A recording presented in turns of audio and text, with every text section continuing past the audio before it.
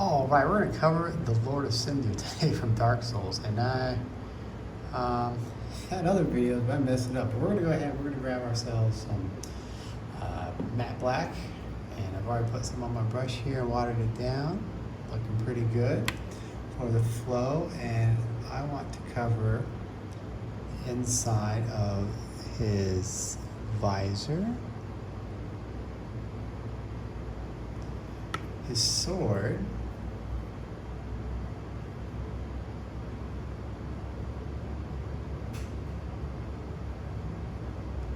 and all his internal armor. Looks like right here in his armpit. We're gonna leave the outside armor just a little. We're gonna leave the outside of his armor for just a little bit later. We're gonna give it a rough look. I don't think we're gonna give it the same look. A little too much water there.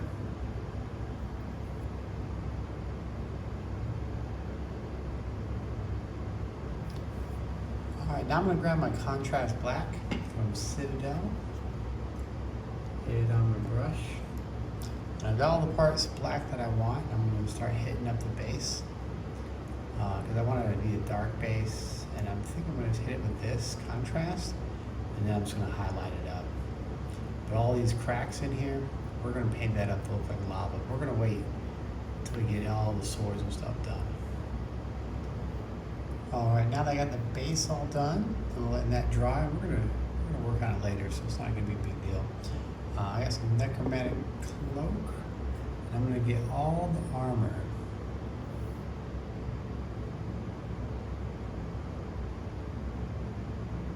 It's a nice smooth layer, and we're gonna build that up to a lighter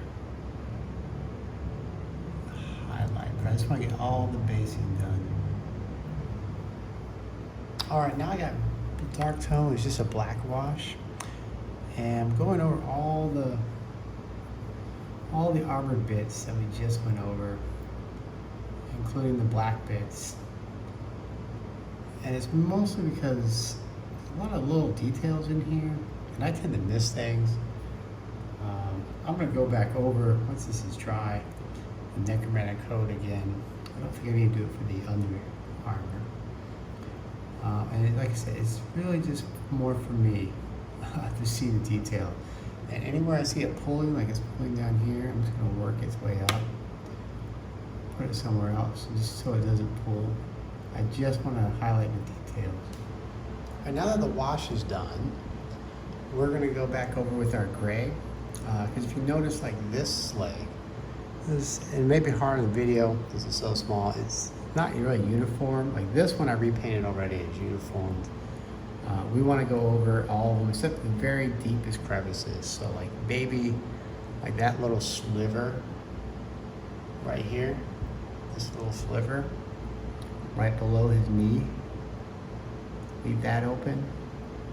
And we're just going over it to make sure everything is kind of uniform in color. So like right here, this joint, just leave it nice, and you leave the very top open, but the rest just go ahead and paint out.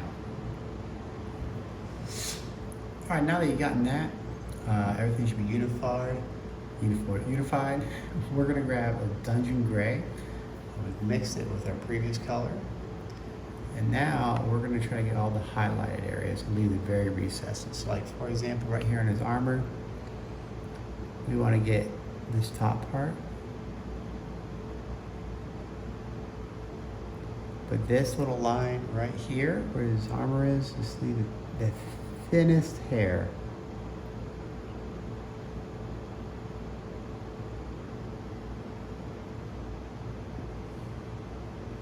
That way it looks like a little bit of a shadow is being cast. And then same thing for here. Like his shoulders. This is gonna be the brightest spots. We wanna make sure we get that. Just kind of follow it out and maybe leave a thin little hair right along the crease there. You might have to get a smaller brush, but on his knees, you kind of want the very inside. So you're gonna have to take your time and go along the edge. And once you're done with one side, flip it, go along the edge, and get the other side, just a little hair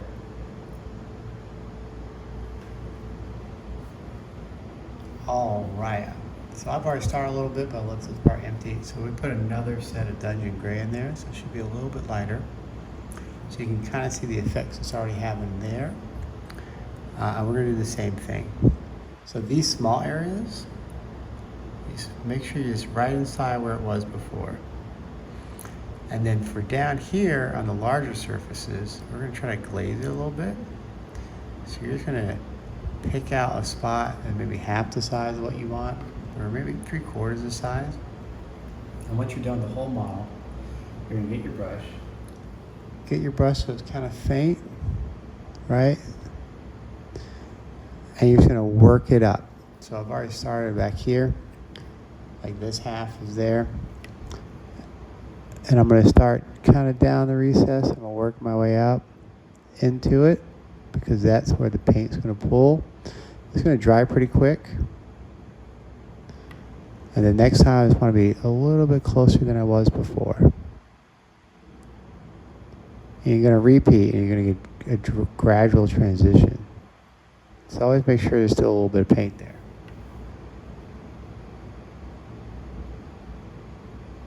And then after that, we're gonna add one more Dungeon Gray and repeat the steps. I don't think I have to show it. So you're gonna do one more Dungeon Gray with your black mix and then just pure Dungeon Gray.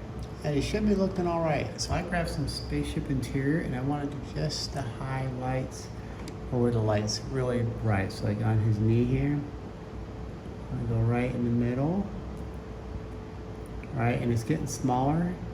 So I just wanna go a little bit smaller this time. And I work them around anywhere else the light might catch, so like right here, I want to get in this spot.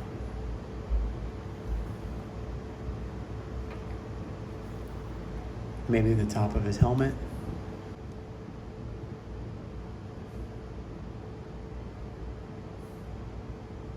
And it's up to you kind of where you think it might catch, like right here on this one.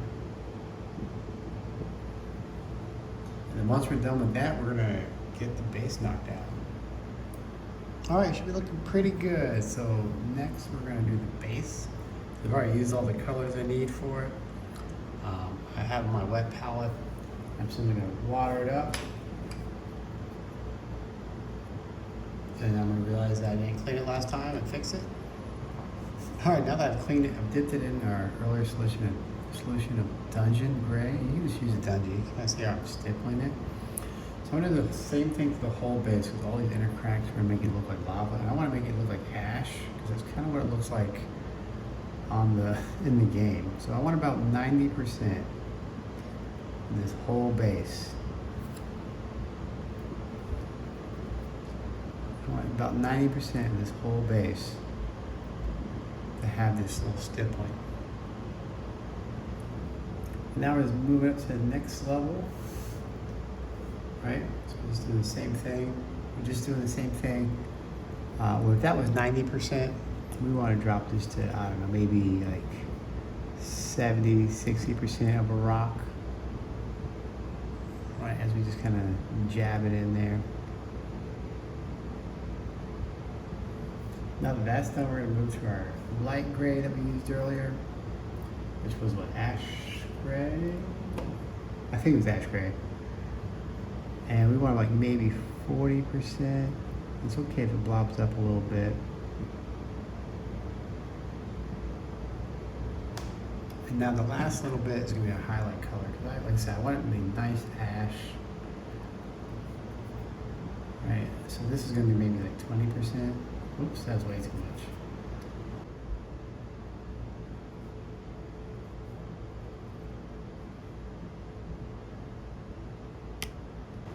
And once you're done with that, just get one of your old brushes.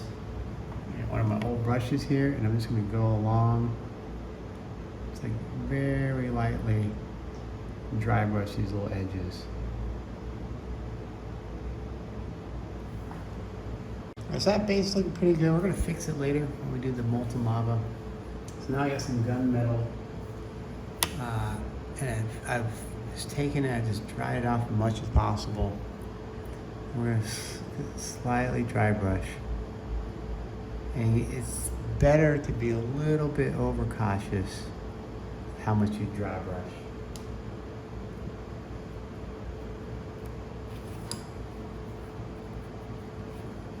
It's better to be a little overcautious how much dry brush. If it's wet, it gets in there, you probably have to hit it with another wash. Because this is a very dark model if you just look at pictures of the lower Cinder. And it is hard to get in the spots. So correcting things will be very difficult. So just make sure you get all of his chainmail. And now I'm going to take a little bit of plate mail metal, my bad. I'm going to do the same thing. This is a light brush. Just give it a little pop anywhere that's really exposed, right? It's like right here. Just a little bit. Just a little bit. It's subtle.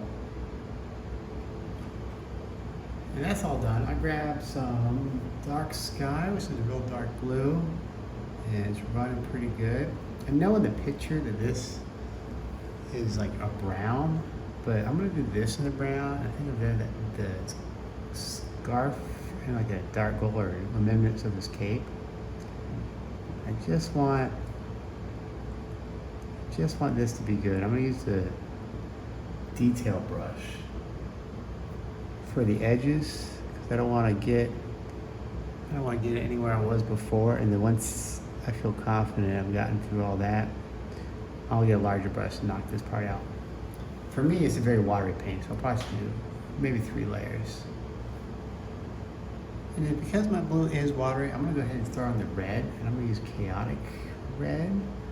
This is like a reddish brown. I'm gonna get everywhere except the belt.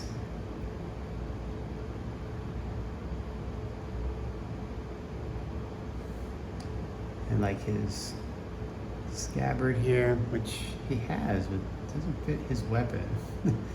And his little sash right there. All right, should be looking decent. And I went with some blue wash. And I'm just gonna put it in there to help me see the details and make it a little bit darker. Anywhere I see it pulling, I'm just gonna use my paintbrush to pull it out. Don't think I need to wash on the rest of the fabric. It's kind of hard to see these details on the camera. A bunch of fleur-de-lis and stuff. Once I start highlighting, you're gonna see them. And we'll let that dry and we'll start working on the blue. 4-0 brush, very tiny, and it dries out very quickly. And there's all these rays like fleur-de-lis and vines.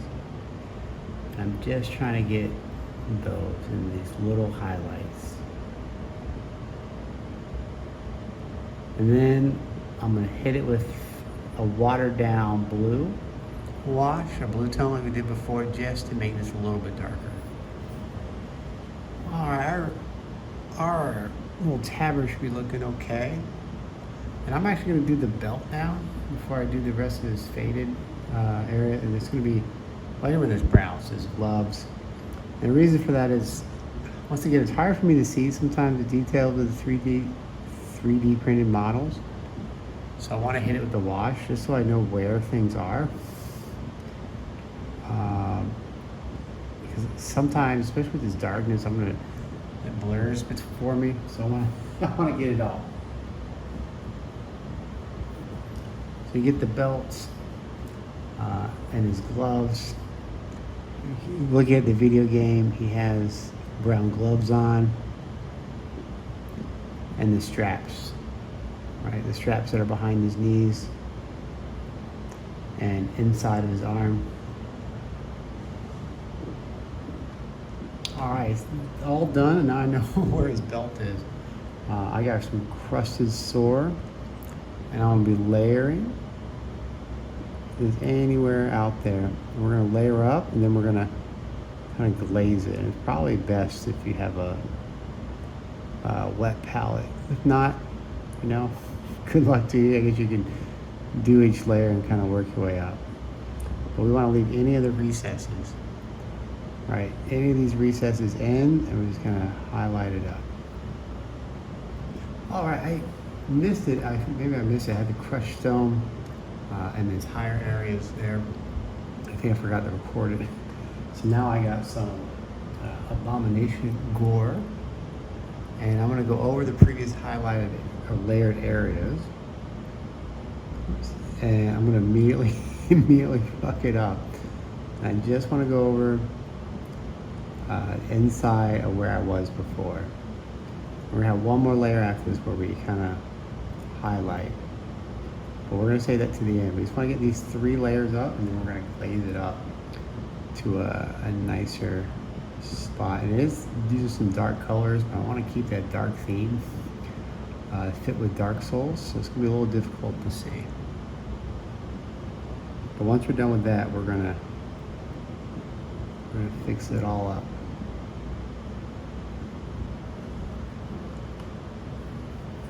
And it should be all done now. So now I'm gonna use the same one we used before because it's gonna be easier to see. So I want about this consistency here. It's very light. And where I see that direct line, I want to go a little bit past. And I'm just gonna go all the way around. It's gonna be very, very light. Kind of just always ending in the upper color. There we go.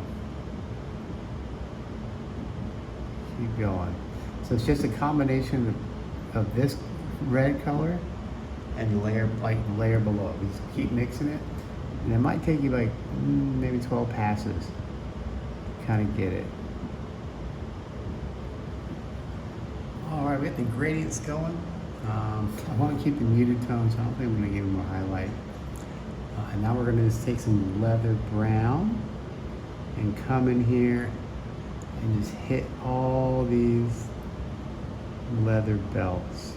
And it's so small, I don't think I'm going to do any more after this. I'm going to do a little bit of edge highlighting just to give a little bit. And there's like a little belt buckle there.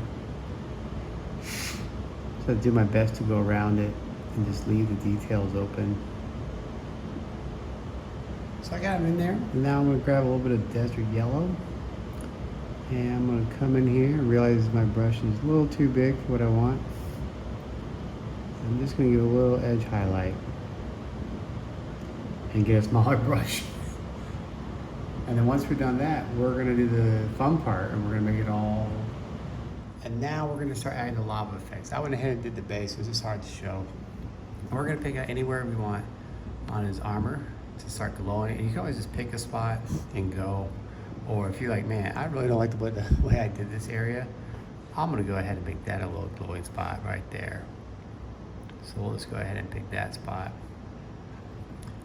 And we're also going to get his sword too. So we're going to start at the base, maybe about here, halfway down. And we're just going to kind of roll it along, leaving just the edges, because we want like a soot-filled look, but we want these edges to be done as well. We're going to go all the way down until we get to about here, and this entire area is just going to be glowing. So we want to make sure we get all that. Now that that's done, we're going to grab some pure red, and we're going to go over all these spots. And you can leave little gaps here and there, make it look like the fire's kind of rolling. Right, and as you get closer to the tip here, make those gaps even smaller. And basically no gaps from here, because we're going to get hotter and hotter. And for your little fiery burnt areas, just try to go inside where it was. You're just going to kind of layer these up. We're not going to glaze those spots.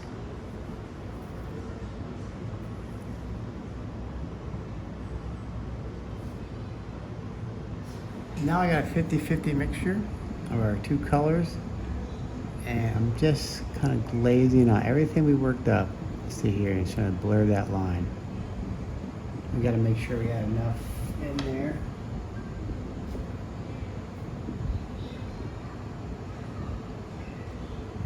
Just kind of pick a spot. Just kind of blur the line where the 2 reds meet. Let it dry and work it back. And we're going to keep doing this for a little while. Now we're going to do the same thing with this lava red. We're going to come inside the area that we were before. So like right here, we're going to have this. It's right inside. Let's get a nice little reddish in there, reddish orange, and right inside here. And then once we're done, we're going to mix the lava red with the pure red and kind of glaze it back. Now I got some Mars red. We're going to do the same thing. You want to start using more and more sparingly here and make sure we get all the way up in here on the tip because we want it to be nice and bright once we get up to the white. And you can see from my lava base, I've already started like sprinkling it out and I'm leaving gaps to kind of make it look like more rolling lava in there. So just anywhere you had that previous layer, put it inside, make it a little bit brighter as this sword is glowing. And then for the inside, we're going to put another little dot in there. And one more and the fire is going to be done. For the next section, you're going to need lava orange, mixed orange, Phoenix Flames, and matte white. And you're just layering up as we were before. And for me, it was just too small of the glaze. So I went ahead and did it because it's hard to see with the camera.